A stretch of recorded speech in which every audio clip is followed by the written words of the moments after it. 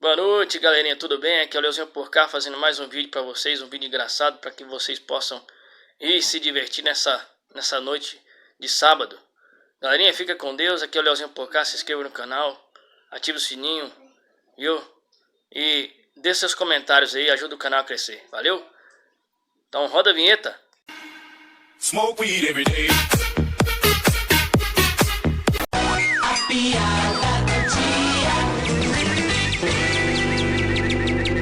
Piada de matuto. Ah, meu tio lá do Maranhão, quando veio pra Fortaleza e viu Mara, ele disse: "Ô, Lagoa Grande." Foi não. Foi Cira.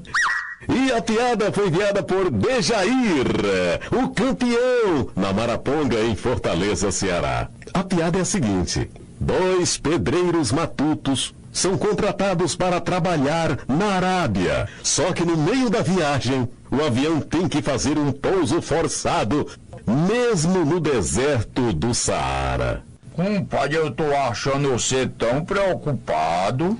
Mas, compadre, tu não reparou, não? Olha aí essa ruma de areia ao nosso redor. Tô vendo, é de um lado, do outro, pra todo canto, é uma ruma de areia. Sim, compadre, mas o que é que tem essa ruma de areia? Tu esqueceu que nós somos pedreiros e viemos trabalhar aqui construindo casa?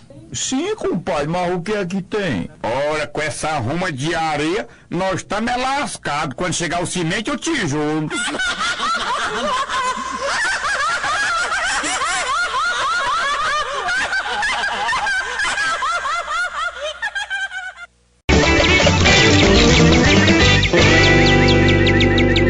E um casal se conhece no bar e saem para fazer amor.